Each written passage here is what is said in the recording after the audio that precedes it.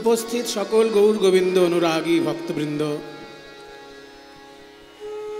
বঙ্গ সংস্কৃতির বিশুদ্ধ সঙ্গীতের অনুরাগী সুধীবৃন্দ, আরও সকলকে যারা আছেন উপস্থিত এখানে আমি আমার ভুলুণ্ঠিত প্রণাম জানাই। আজ আমাদের বড় আনন্দের বিষয় যে রবীন্দ্রনাথ ঠাকুরের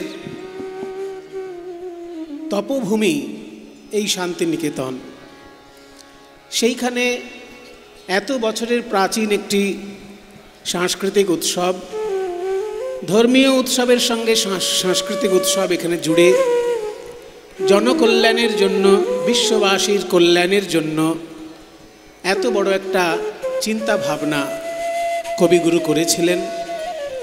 বঙ্গ সংস্কৃতির নানা প্রকৃতির গান এই মঞ্চে অনুষ্ঠিত হয়, তার মধ্যে কীর্তন গানের একটা বিশেষ মর্যাদাপূর্ণ স্থান এই অনুষ্ঠানে রয়েছে। আজকে সেই কীর্তন গানের পরিবেশন করার দায়িত্ব পেয়ে আমি বড় আনন্দিত।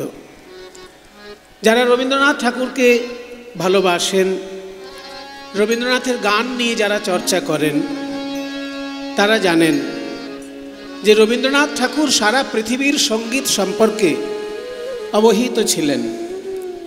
তিনি অল্প বয়সে ইউরোপ ভ্রমণে গিয়েছিলেন এবং ইউরোপের সঙ্গীত অনুকরণ করে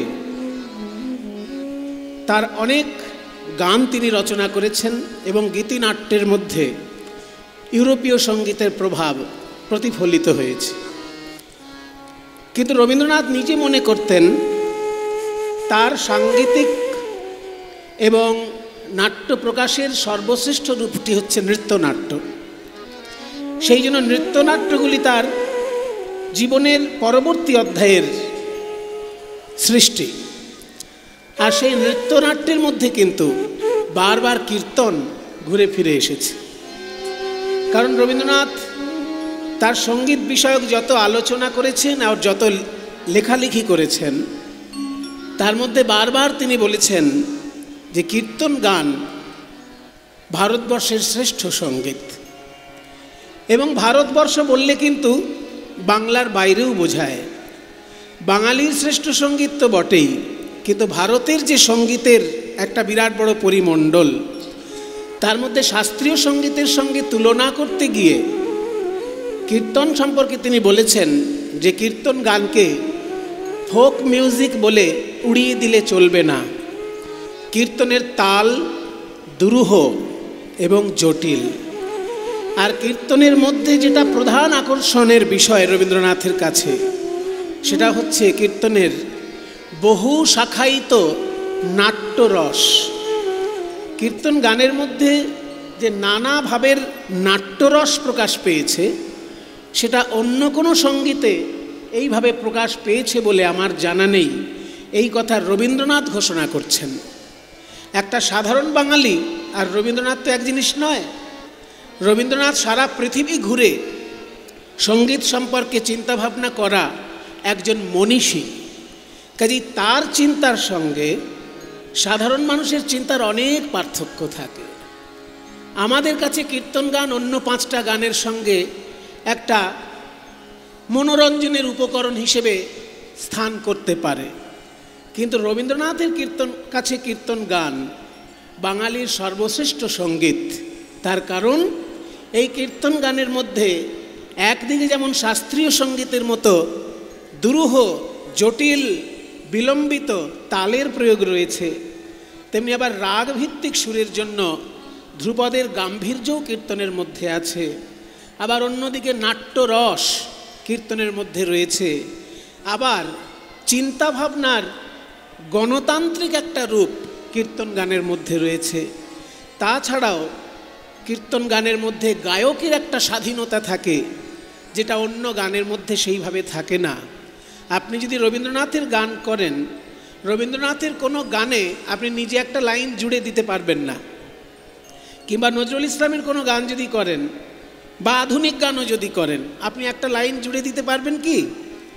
গীতিকার যে গান লিখেছেন আপনি সেই গান গাইতেই বাধ্য, তার বাইরে কোনো শব্দ জুড়ে দিলে আপনাকে অসম্মান করা যেতে পারে। কিন্তু কীর্তন গান এমন একটি গান যে কবি যা লিখেছেন তার সঙ্গে গায়ক নিজে একটি পংক্তি জুড়ে দিতে পারে, আর যে পংক্তি গায়ক জুড়ে দেয় সেই পংক্তিটাকে বলা হয় আখর। আখরের মধ্যে দিয়ে গায়ক নিজে মূল পদের সঙ্গে গানের অংশ মানে বাণীর অংশ জুড়ে দিতে পারে।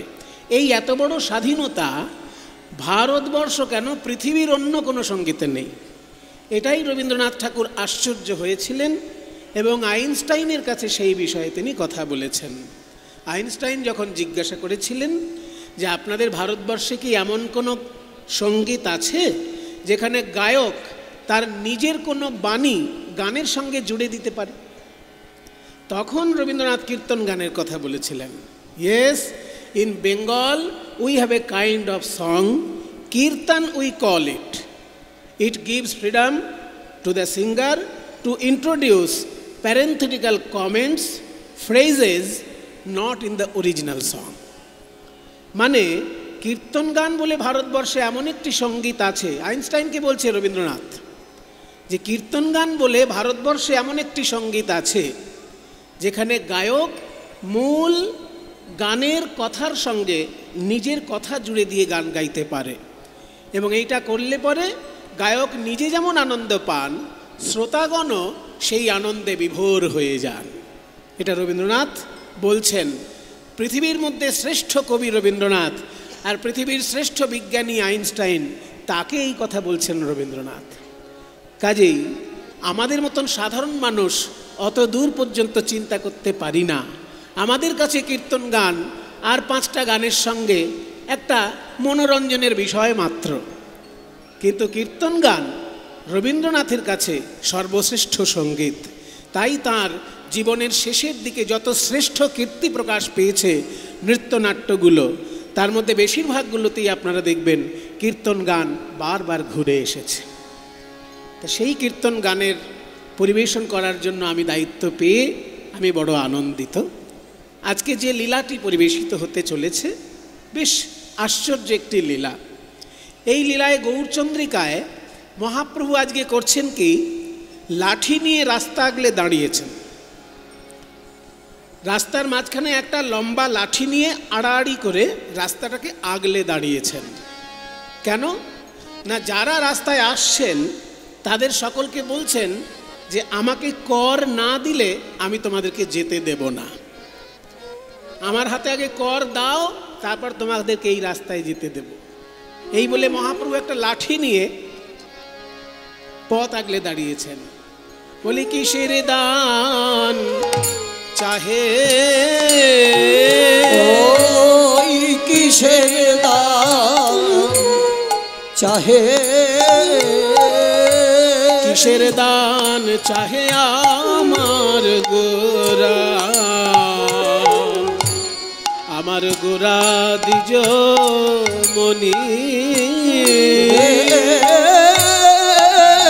কিসের দান চাহে, কিসের দান চাহে আমার গোরা, গোরা দিজ মনি। প্রভু কেন বেত্র দিয়া আগুলিয়া, কি ভাব রে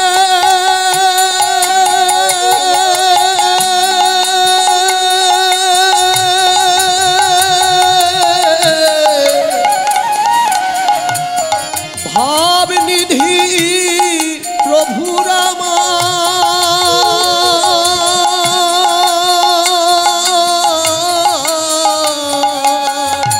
ও বেত্র দিয়া আগুলিয়া, বেত্র দিয়া আগুলিয়া রাখ এ রাখ এ তরুণী। একই কাণ্ড, রাস্তায় লাঠি সোটা দিয়ে রাস্তা আগলে পয়সা চায় কারা? কিছু মনে করবেন না, গুন্ডা প্রকৃতির লোক হলে রাস্তায় লাঠি দিয়ে রাস্তা আগলে পয়সা চাইলে মানায়, কিন্তু একজন মহাপণ্ডিত যদি রাস্তা আগলে পয়সা চায় সেটা মানায়? গৌরাঙ্গ মহাপ্রভু হচ্ছেন সেই যুগের সর্বশ্রেষ্ঠ অধ্যাপক। যখন গৌরাঙ্গ মহাপ্রভু পড়াতেন ছাত্রদেরকে, তার পড়ানোর কায়দা এত সুন্দর ছিল যে অন্যান্য শিক্ষকের কাছ থেকে ছাত্ররা ছুটে আসতো তার কাছে পড়ার জন্য। তাহলে সেই যুগের শ্রেষ্ঠ অধ্যাপক চৈতন্য মহাপ্রভু, আর তিনি আজকে লাঠি নিয়ে রাস্তা আগলে লোকের কাছে পয়সা চাইছেন, এটা কি তাকে মানাচ্ছে? নিমাই, তুমি যখন কঠিন কঠিন সংস্কৃত শ্লোককে জলের মতো বুঝিয়ে দাও আমাদের খুব ভালো লাগে। তুমি যখন মিষ্টি মিষ্টি সুরে কীর্তন গান করো আমাদের খুব ভালো লাগে, কিন্তু লাঠি সোটা নিয়ে পথ আগলাচ্ছ, এ কীরকম স্বভাব তোমার? এটা তো তোমায় মানাচ্ছে না। কেন তুমি লাঠি নিয়ে আজকে আমাদের কাছে পয়সা চাইছো, কর চাইছো? কিসের জন্য কর চাইছো? আমাকে আগে কর দাও, তারপর তোমরা এই পথে যাও। কেন তোমায় কর দেব? কেন কর যদি দিতে হয় আমরা চাঁদ কাজীকে দেব। তখনকার দিনে নবদ্বীপে চাঁদ কাজী সাহেব কর আদায় করতেন, তাকে আমরা কর দেব, তোমাকে দেব কেন কর? গৌর সুন্দর বুঝিয়ে বলছেন, শোনো, আমি তোমাদের কাছে কর চাইছি কেন জানো? তোমরা পয়সা খরচা করে জায়গা কেন, তার জন্য সরকারকে কর দাও। তোমরা পরিশ্রম করে অর্থ উপার্জন করে বাড়ি বানাও, তার জন্য সরকারকে কর দাও।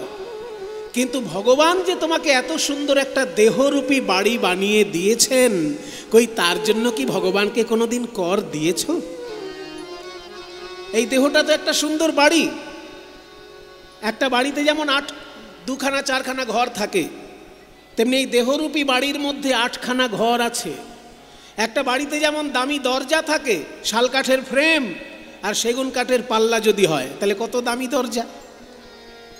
তা দামি দামি দরজা যেমন থাকে বাড়িতে, তেমনি আমাদের এই দেহরূপী বাড়িটার মধ্যে 9টি দরজা আছে। 2টি চোখ, 2টি কান, নাকের 2 ছিদ্র, মুখ এবং পায়ু উপস্থ। তাহলে 9টি দরজা শোভিত তোমার এই এত সুন্দর বাড়ি ভগবান বানিয়ে দিয়েছে। আবার কি বুকের মাঝখানে একটা পাম্প মেশিনও ফিট করা আছে। পাম্প মেশিনে যেমন জল উপরে যায়, 2 তলা 3 তলায় জল পৌঁছে যায়, ঠিক তেমনি তোমার বুকের মাঝখানে হৃৎপিণ্ড বলে একটা যন্ত্র আছে যে রক্ত সারা শরীরে পৌঁছে দিচ্ছে।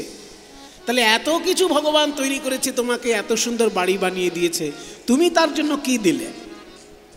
বলে, হ্যাঁ তাই তো, কর তো দেওয়া হয়নি, সেই জন্যই আমি হাত পেতেছি, আমাকে কর দাও। আচ্ছা নিমাই, এত সুন্দর বাড়ি ভগবান, দেহরূপী বাড়ি ভগবান বানিয়ে দিয়েছে, তার জন্য কর দিতে হবে বলছো। কত টাকা কর দিলে তুমি শান্তি পাবে? কত টাকা কর দিলে তোমার ভালো লাগবে? গৌর সুন্দর বলছে, টাকা দিয়ে কর মেটাবে? শোনো, টাকা দিয়ে ভগবানের ঋণ মেটানো যাবে না। কেন না, তুমি তো শুধু এই জন্মে ফাঁকি দিয়েছো তা নয়, গত জন্মে ফাঁকি দিয়েছো, তার আগের জন্মে ফাঁকি দিয়েছো, মানে 84 লক্ষ বার জন্ম আর মৃত্যু হয় জীবাত্মার। তাহলে 84 লক্ষ বার তুমি ফাঁকি দিয়েছো। তাহলে এত ফাঁকি একবারে তোমার জমা পড়ে গেছে, ওটা কি অল্প টাকায় হবে? মনে করুন একটা বাড়ি ট্যাক্স লোকে দিচ্ছে না, ফাঁকি দিচ্ছে। ফাঁকি দিতে দিতে দিতে ঠাকুর দাদা ফাঁকি দিয়েছে, বাবা ফাঁকি দিয়েছে, ছেলে ফাঁকি দিয়েছে, এবার নাতিকে সরকার ধরেছে যে তোমার 4 পুরুষ 3 পুরুষ ফাঁকি দিয়েছে, এইবার তোমার ঘাড়ে এসে পড়েছে, ট্যাক্স মিটাও। বলে কত ট্যাক্স? 5 লাখ টাকা ট্যাক্স। দেখা যাচ্ছে বাড়িটার এমন অবস্থা, বিক্রি করলে 3 লাখ টাকা পাওয়া যাবে, অথচ ফাঁকি দিতে দিতে ট্যাক্স হয়ে গেছে 5 লাখ টাকা। তাহলে সেই ছেলেটি কি করবে? ট্যাক্সটা মিটাবে না বাড়িটা বিক্রি করে দেবে?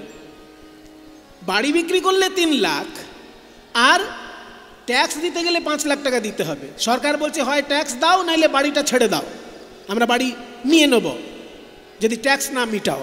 তাহলে সেই লোকটা কি 5 লাখ টাকা ট্যাক্স দেবে না 3 লাখ টাকার বাড়িটা সরকারকে ছেড়ে দেবে?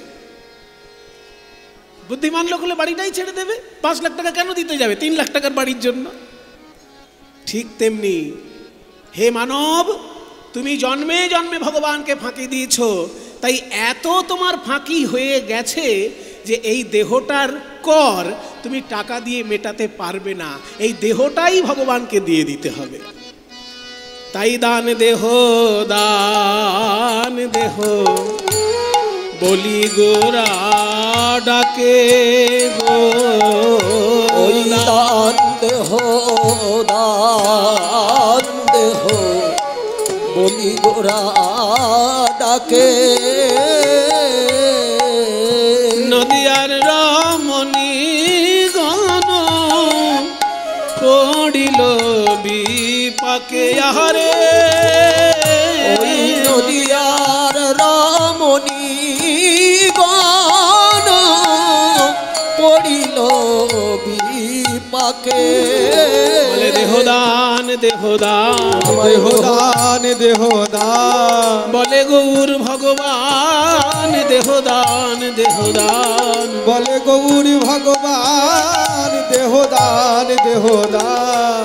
আমাকে দেহ দান, দুটো মানে হচ্ছে দেখুন, একদিকে দেহ দান মানে দেহ মানে দাও, আর দান মানে কর। তাহলে দেহ দান মানে কর দাও। আবার অন্যদিকে মানে হচ্ছে দেহ দাও, এই দেহটাকেই কর হিসেবে দান করো। কারণ ফাঁকি দিয়েছো, এত ফাঁকি দিয়েছো যে টাকা দিয়ে কুলাতে পারবে না, তাই দেহটাকেই দিয়ে দিতে হবে। নবদ্বীপবাসী বলছে, ও গনিমাই, আমাদের এই দেহটা যদি তোমায় দান করি তাহলে তুমি কি করবে সেটা কি আমরা জানতে পারি? নিশ্চয়ই জানতে পারবে। তোমাদের দেহটা নিয়ে আমি কি করব তোমরা জানবে না? মনে করুন যে লোকটার বাড়ি কেড়ে নেওয়া হলো ট্যাক্স দিতে পারেনি বলে, সরকার যদি কারোর বাড়ি কেড়ে নেয় সেই লোকটা ট্যাক্স দিতে পারেনি বলে, তো সেই বাড়িটা ভবিষ্যতে সরকার কি করবে? হয় একটা স্কুল বানিয়ে দেবে, নয় একটা হাসপাতাল বানিয়ে দেবে। কোনো জনকল্যাণমূলক কাজে তো লাগাবে বাড়িটা, কারোর বাড়ি যদি সরকার কেড়ে নেয়। ঠিক তেমনি মহাপ্রভু বলছেন, তোমাদের দেহ যদি তোমরা আমাকে দিয়ে দাও আমি কি করব জানো? তুণ্ডে তাণ্ডবি নিরতিং বিতনুতে তুণ্ডাবলি লব্ধয়ে कर्णक्रोडे कडम्बिनी घटयते कर्णार्बुदेभ्य स्पृहाम चेत प्रांगन संगिनी विजायते सर्वेन्द्रियाणाम कृतिम नो जाने जनिता कियद्भिरमृतैः कृष्णेति वर्णद्वयी। ओगो कली जीव তোমরা তো জানো না কৃষ্ণ নাম দুটি অক্ষরে এত মধু আছে। এই কৃষ্ণ নাম যখন আমার জিহ্বায় উচ্চারিত হয়, তুণ্ডে তাণ্ডবী নিরতি, তুণ্ড মানে জিহ্বা, যখন জিহ্বায় উচ্চারিত হয় কৃষ্ণ নাম, জিহ্বা তখন তাণ্ডব নৃত্য করে আরো জিহ্বা পাবার জন্য। যখন কর্ণে প্রবেশ করে কৃষ্ণ নাম, আরো লক্ষ লক্ষ কান পাবার বাসনা হয়। আর যখন হৃদয়ে প্রবেশ করে কৃষ্ণ নাম, সকল ইন্দ্রিয় কৃষ্ণময় হয়ে যায়। জানি না কৃষ্ণ নাম দুটি অক্ষরে কত মধু ঢালা আছে। এই কৃষ্ণ নাম এত ভালো লাগে আমার, দুটো কানে শুনে স্বাদ মেটে না, আর একটা জিহ্বায় বলে আশা মেটে না। তাই তোমাদের দেহগুলো যদি আমি পাই, তোমাদের দেহ তখন আমার দেহ হয়ে যাবে, তোমাদের জিহ্বা তখন আমার জিহ্বা, তোমাদের কর্ণ তখন আমার কর্ণ। তাই তখন তোমাদের জিহ্বা দিয়ে আমি নাম গাইব, তখন আমি নাম গাইব। তোমাদের জিহ্বা দিয়ে আমি নাম গাইব, তোমাদের ওই জিহ্বা দিয়ে আমি নাম গাইব। আমি নাম শুনব, তখন আমি নাম শুনব, আমি নাম শুনব, তখন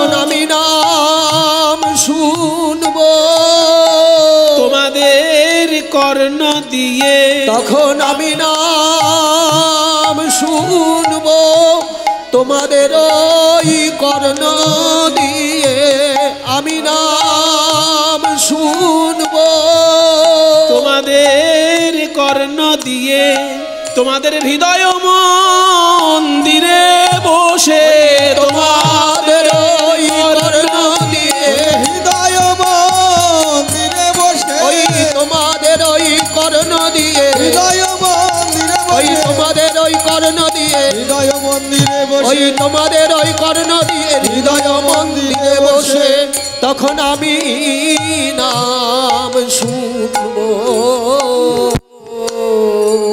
এই জন্য তোমাদের কাছে দেহ চাইছি। তোমাদের দেহ যদি আমায় দাও, তোমাদের জিহ্বা দিয়ে আমি নাম গাইব, তোমাদের কর্ণ দিয়ে আমি নাম শুনব, আর তাতে যদি কোনো পুণ্য পাওয়া যায় সেই পুণ্য তোমরাই পাবে। পুণ্য আমি নেব না, সেটা তোমরা পাবে, কিন্তু তোমাদের জিহ্বা দিয়ে আমি গাইব, তোমাদের কান দিয়ে আমি শুনব। এ তো বড় আশ্চর্য ব্যাপার রে ভক্তগণ। মনে করুন আপনার 2 বিঘে জমি আছে, কিন্তু আপনার চাষ করতে ভালো লাগে না, আপনি খুব কুঁড়ে মানুষ, চাষ করতে চান না, কিন্তু 2 বিঘে জমির মালিক আপনি। আর ওদিকে একজন চাষি আছে, তার জমি নেই, কিন্তু সে চাষ করতে খুব ভালোবাসে। চাষ না করলে সে থাকতে পারে না, তার ভাত হজম হয় না, আর রাতে ঘুম আসে না চাষ যদি করতে না পারে। তখন সেই চাষি গিয়ে বলছে যে তোমার তো 2 বিঘে জমি পড়ে আছে, আমি চাষ না করলে আমার রাতে ঘুম হয় না, তো তোমার জমিটা আমাকে একটু চাষ করতে দাও, আমি মনের আনন্দে শুধু চাষটা করে দিই, ফসল যা হবে সব তুমি পাবে। ফসল আমার দরকার নেই, আমি শুধু চাষ করতে ভালোবাসি বলে জমিটা চাইছি, চাষ করতে দাও আমায়, ফসল তোমাকে দিয়ে দেবো। তো এরকম যদি কেউ বলে বাবা, কে জমি দেবে না? যে আমি তো চাষ করছিই না, আরে চাষ করে ফসল দিয়ে দেবে বলছে, তা নাও আমার জমি নাও। সেই জন্য নবদ্বীপবাসী সবাই বলল, নিমাই আমাদের এই দেহ নিয়ে তুমি নাম গাইবে, তুমি নাম শুনবে, অথচ পুণ্য হলে সেটা আমাদেরকে দিয়ে দেবে। তাহলে আমরা সবাই আমাদের দেহ তোমাকে দেবার জন্য রাজি আছি, সবাই দেব। আপনারা দেবেন তো? মহাপ্রভু যদি দেহ চায়, যেসব মায়েরা মহাপ্রভুকে দেহ দেবেন ভাবছেন, তারা একবার উলুধ্বনি দিন দেখি। ও বাবা, তো সবাই দেখছি উলুধ্বনি দিচ্ছে। আচ্ছা বাবারা যারা ভাবছেন মহাপ্রভু দেহ চাইলে এক্ষুনি দিয়ে দেবো, তাহলে সবাই একবার হাত তুলে হরিবোল বলুন দেখি। নিতাই গৌর হরি হরি বল, হরি হরি বল। বাহ, তাহলে আমরা সবাই রাজি। নিমাই এই দেখো এখানে সবাই রাজি তোমাকে দেহটা দিয়ে দেবে বলে, তাহলে আমাদের দেহ তুমি নাও। এবার বাসুদেব ঘোষ নিমাইকে কানে কানে জিজ্ঞাসা করছে, নিমাই আমি একটা কথা বলবো, বলো বাসুদেব, তুমি তো নানানভাবে জীব শিক্ষা দাও, তা আজকে কর আদায় করার ছলনায় তুমি কেন এরকম ভাবে তত্ত্ব শিক্ষা দিলে? গৌর সুন্দর বলছে, বাসুদেব তুমি জানো না, আমি যখন কৃষ্ণ ছিলাম বৃন্দাবনে, তখন ব্রজগোপীদের কাছ থেকে কর আদায় করতে গিয়ে একদিন রসিকতা করেছিলাম, সেই কথা আজকে আমার মনে পড়েছে। তাই আমি কলিজীবকে বললাম, তোমাদের দেহটাই আমাকে কর হিসাবে দাও, আমি সংকীর্তন গিয়ে তোমাদেরকে পুণ্য দান করব। সেই লীলা আজকে আমার মনে পড়েছে, কর আদায় করার লীলা। কৃষ্ণ অবতারে আমি এইভাবে সাধিয়াছি দান, ওই কৃষ্ণ অবতারে আমি এইভাবে সাধিয়াছি দান। আজ সে ভাব পড়ল মনে, বাসু ঘোষে এ গান রে আহা মরি মরি রে বাসু ঘোষে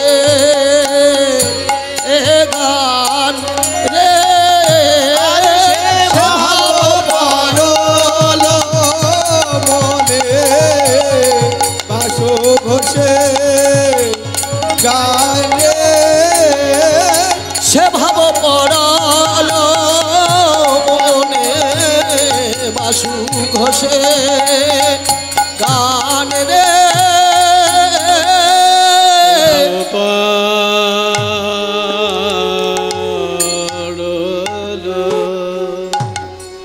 তাহলে মহাপ্রভু কেমনভাবে দান লীলা প্রকাশ করলেন আমরা দেখলাম। এবার চলুন মধুময় বৃন্দাবনে গিয়ে দেখি কর আদায় করার ছলনায় প্রাণ গোবিন্দ কেমনভাবে ব্রজগোপীদের কাছ থেকে ব্রজগোপীদের সঙ্গে রসিকতা করেছিলেন। বন্দে নন্দ ব্রজ স্ত্রীণাম আদরেণুমভীক্ষ্ণশঃ यासामरे कथोद्गीतं पुनादे भुवनत्रयम्। वन्दे नन्द ब्रज स्त्रीणां पादरेणुमभीक्ष्णशः दासां हरि कथोद्गीतं पुनाते भुवनत्रयम्। हरि नयन भोरे हरो हरि नयन भोरे हरो हरि नयन भोरे गोपी বল্লভ রাধা মদন মোহন হরি বল। যে পথে আছেন শ্যামরায় গো, ওই যে পথে আছেন শ্যামরায় গো, এই যদুনাথ দাস কয় আমার বিলম্ব নাহি কোশয়। ওই যদুনাথ দাসে কয় বিলম্ব নাহি কোশয়। তুরিতে গমন করো তাই ওগো রাধে আর বিলম্ব করো না, আর বিলম্ব করো না, রাধে আর বিলম্ব করো না। ওই রসের বদন দেখবে যদি আর বিলম্ব করো না, ওই রসের বদন দেখবে যদি, চলো হরি অভিসারে রসের বদন দেখবে যদি, অভিসারে রসের বদন দেখবে যদি, ওই রসের বদন দেখবে যদি, ওই রসের বদন দেখবে যদি, চলো ধনী অভিসারে আর বিলম্ব করো না। তুরিতে গমন করো তাই গো, ওই রসের বদন দেখবে যদি, তুরিতে গমন করো তাই। দাঁড়া দাঁড়া যাব বললেই কি আর যাওয়া যায়?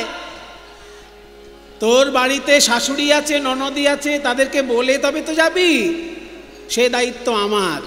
রাধে তুই শুধু পসরা সাজা। এবার বড়িমা জটিলা কুটিলার কাছে গিয়ে বলছে, জটিলে বড় লোকের মেয়েকে বৌমা করে ঘরে এনেছিস, তাই ভাঙা ছাদের নিচে রাখবি বলে? পয়সা কি আর উড়ে আসে? পয়সা উপার্জন করতে হয়, উপার্জন। পয়সা কোথায় থাকে জানিস? এসব শুনে নে, এই বুড়ো মানুষের কাছে যে কথা পাবি আর কোথাও পাবি না। শোন, বাণিজ্যে বসতে লক্ষ্মী তদর্ধং কৃষিকর্মণি তদর্ধং রাজ সেবায়াম ভিক্ষায়াং নৈব নৈবচ। সংস্কৃত বুঝলি না তো? তাহলে বস। বাংলায় শোন, লক্ষ্মী ঠাকুর কোথায় থাকে? শুধু লক্ষ্মীর মূর্তি বসিয়ে পুজো করলেই হবে না, ছবি বসিয়ে পুজো করলেই হবে না, লক্ষ্মী থাকে কোথায় জানতে হবে। বাণিজ্যে বসতে লক্ষ্মী, যদি কোথাও খুব জোরদার ব্যবসা চলছে জানবেন সেইখানে লক্ষ্মী আছে। ব্যবসা যেখানে, লক্ষ্মী সেইখানে আছে, কাজ করছে। তদর্ধং কৃষি কর্মণি, যদি কেউ খুব ভালো চাষবাস করতে পারে সেইখানে লক্ষ্মী বাস করছে। আর তদর্ধং রাজ সেবায়াম, সরকারি চাকরি যদি কেউ করে তো জানবে মাসের শেষে একটু একটু লক্ষ্মী আসছে তার বাড়িতে, তাই না? সরকারি চাকরি হতে হবে, তাহলে দেখবে সেইখানে মা লক্ষ্মী একটু একটু আসছে। আর তারপরে অন্যান্য কাজে থাকতে পারে, কিন্তু ভিক্ষায় কোনোদিন লক্ষ্মী থাকে না। ওই জন্য ভিক্ষাটা যেন কেউ না করে, এইটা বলার জন্য এই শ্লোকটা, যে লক্ষ্মী পুরোপুরি থাকে ব্যবসায়, অর্ধেকটা থাকে চাষে, আর তার অর্ধেকটা থাকে চাকরিতে, কিন্তু ভিক্ষায় কখনো লক্ষ্মী থাকে না। বাণিজ্যে বসতে লক্ষ্মী তদর্ধং কৃষিকর্মণি তদর্ধং রাজসেবায়াম ভিক্ষায়াং নৈব নৈবচ। তা বড় লোকের মেয়েকে বৌমা করে এনেছিস, ব্যবসা কর। তোদের তো দধি দুগ্ধ ঘৃতগোল পচে যাচ্ছে, একটু হাটে নিয়ে গিয়ে বস। পৌষ মেলা হচ্ছে শুনিস না? পৌষ মেলায় সবাই ব্যবসা করছে, তুইও একটু কর। আরে আমার বয়স হয়েছে, আমি আজকে যেতে পারি। তুই পারিস না তো তোর মেয়েকে পাঠা। মেয়ে? ওই যে ও বাবা, ও যা মেয়ে না, খালি ঝগড়া করবে, সারাদিন ঝগড়া। তা আমরা গাছে কি আর আম হয়? তাই কখনো তুই যেমন ঝগড়াটি তোর মেয়েও তেমন ঝগড়াটি হয়েছে। আরে পেটে জন্মেছে তা বলে কি ফেলে দেবো না? আরে ফেলে দিতে কে বলছে? তোর মেয়েকে তুই বুকে করে রাখ, বুকে। রাখবো তো, আমার মেয়ে। তা ব্যবসায় যাওয়ার জন্য আর কেউ নেই? ছেলেটা কি করে? ছেলে? হ্যাঁ, ও বাবা, আমার খেপা ছেলে খালি কালি কালি জয় কালি বলে সারাদিন। মানে কালী নামে খেপা হয়ে গেছে। হ্যাঁ, তা শুনেছি তোদের বৌমাও নাকি আছে বাড়িতে, তাহলে বৌমাকে পাঠা। বৌমা? হ্যাঁ, ও ব্যবসা শিখুক। বৌমাকে পাঠাবো? ভালো নয় কেন? কি করে? স্বভাবটা ভালো নয়। কেন, করেছে নাকি? আরে করেছে নাকি, খালি রাস্তায় বেরোয় তখন এদিক এদিক ওদিক ওদিক খালি তাকাই গো। ও এদিক ওদিক তাকায়? হ্যাঁ তাহলে আমি তোর বৌমাকে ডেকে এখনই মোকাবিলা করিয়ে নিচ্ছি। হ্যাঁ। রাধে, শাশুড়ি মায়ের হাতে পায়ে ধরে বলো, যদি তোমায় হাটে নিয়ে যায় তুমি আজকে এদিক ওদিক তাকাবে না, একভাবে আমার সঙ্গে যাবে, বলেছ? রাধারানীকে সঙ্গে নিয়ে চললেন। ললিতা বিশাখা সাথে চলিয়া যাইতে পথে, ললিতা বিশাখা সাথে চলিয়া যাইতে পথে। আমার কত সাধে বাড়াইছে পাগো, কত সাধে বাড়াইছে পাগো। উথলিল ভাবসার এলাইল কেশভা, উথলিল ভাবসার এলাইল কেশভা। ধরনে না যায় রাধার গাগো, ধরনে না যায় রাধার গাগো। এ মা, আমাদের রাধারানীর মাথা থেকে কখনো ঘোমটা খুলে পড়ে না। আর দেখ আজকে কেমন ঘোমটা খুলে গিয়ে ওড়না কেমন মাটিতে লুটাচ্ছে। রাধারানী হলো রাজকন্যা, মর্যাদা সম্পর্কে তার পরিপূর্ণ জ্ঞান, তাকে কোনোদিন মর্যাদা শিখিয়ে দিতে হয় না। কিন্তু এ কি, তার ওড়না মাটিতে লুটাচ্ছে, তবু কোনো হুঁশ নেই। রাধার মন কোথায় গেল? ওগো তোরা দেখ না রাধা, রাধার উড়ো হে মা উড়োনি পড়েছে,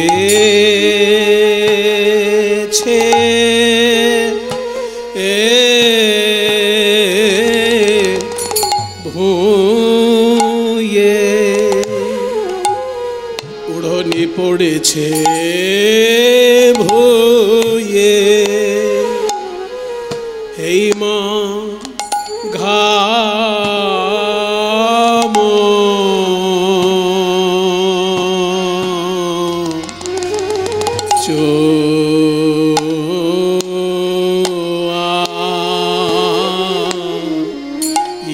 চোয়াইছে, ঘাম চোয়াইছে মো।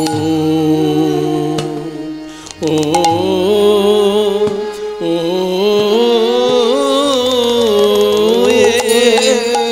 ও আমাদের রাধা আর উড়োনি পড়েছে,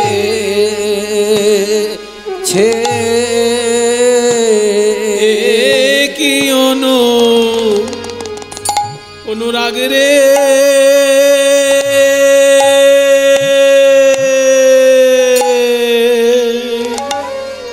এমনই অনুরাগ নইলে গোবিন্দ ধন মিলবে কেন?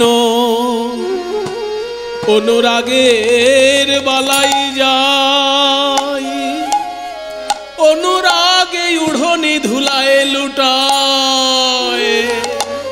আমাদের রাধার পথ বিপথ জ্ঞান নাই, পথ বিপথ জ্ঞান নাই, জল অনল জ্ঞান নাই। আমাদের রাধার বুঝি বাহ্য স্মৃতি নাই। আমাদের রাধার মন মিন ডুবেছে কৃষ্ণ প্রেম সর।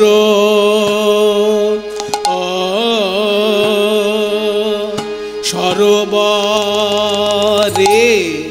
ও আমাদের রাধার আর ওড়নে পড়ে।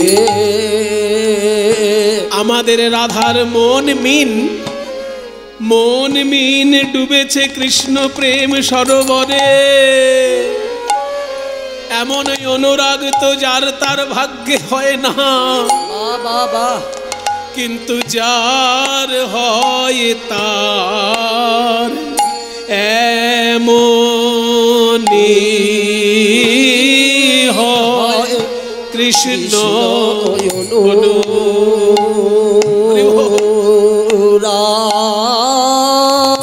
অনুরাগ যার হয় তার এমনি হয়। এমন সব হারানো অনুরাগ, সব হারানো কৃষ্ণ অনুরাগ যার হয় তার এমনি হয়। এমন কৃষ্ণ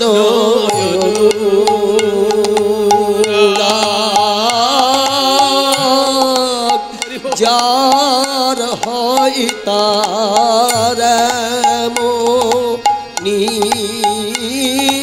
হয়। এমন কৃষ্ণ অনুরাগ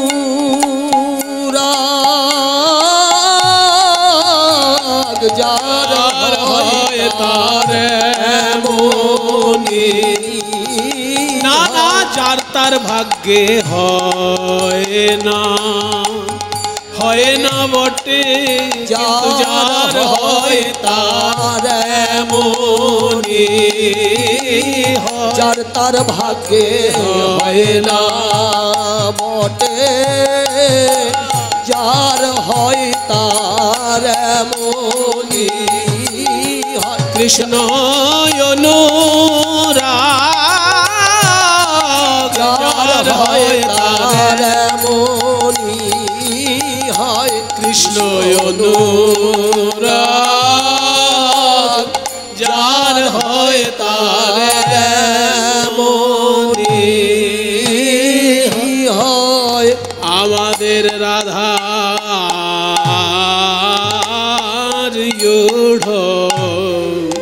উড়নে পড়ে, উড়নে পড়েছে ভুঁয়ে, ঘাম চুয়াইছে ভুঁয়ে। রাধার উড়নি পড়েছে ভুঁয়ে, ঘাম চুয়াইছে মুয়ে। চাঁদ মুখ করে ঝলমল রে, চাঁদ মুখ করে ঝলমল রে। আবার হিয়ায় প্রবাল মাল, হেমকট শোভে ভাল। হিয়ায় প্রবাল মাল, হেমকটি শোভে ভালো। দুটি আখি করে ছল ছল রে, দুটি আখি করে ছল ছল রে।